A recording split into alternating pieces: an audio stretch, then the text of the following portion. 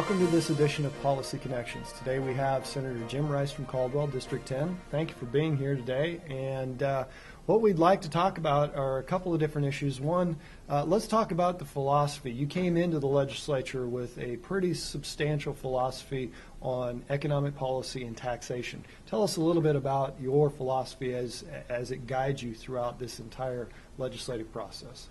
Well, I appreciate you having me here, Alex. One of the things that's interesting about politics is we tend to have a politics of division. We do it at the federal level, we do it at the state level, and we divide everybody up into groups. Unfortunately, what that does is we never get something good for anybody. If you divide up the people that work for a living for somebody else from the people they work for, then you get policies that screw up that relationship, and the people that are working for a wage make less.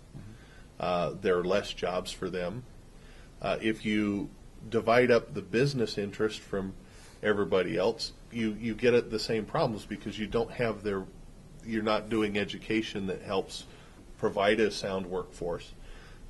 So there's a unity to all of the different parts of society. The businesses and everybody that works for them, all of their customers, the transportation system, and it's important that policy recognize that and policy have a long-term approach, because what's good for attracting businesses, when you keep your tax base really broad, and so you're not narrowly focusing your taxes, you don't have to redistribute those in the economy in the form of lower wages, and you don't skew your economy away from good jobs and away from manufacturing.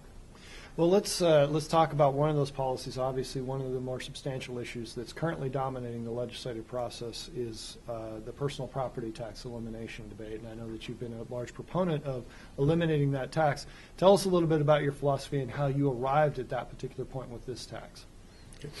I've watched for a long time. What happens is when you tax a particular thing, history teaches us that people will avoid it because we avoid taxes. That's been happening since William the Conqueror in 1066. Whatever tax there was, everybody tried to avoid it by how they structured things or where they located. Well, in this case, the personal property tax, it used to be a broad tax on everybody. Now it's a very narrow tax just on business, and its biggest impact is on any business that uses a lot of equipment. Well, that includes manufacturing. And for the broadest parts of the population, manufacturing jobs also pay the most. But when we have this personal property tax on business, we tend to push manufacturing jobs out of the state, and it skews our wages. And so it hurts the wage earner and it hurts business. And it's much more damaging than anybody's really willing to admit or talk about. Well, we appreciate your time today on Policy Connections, and stay tuned for future editions.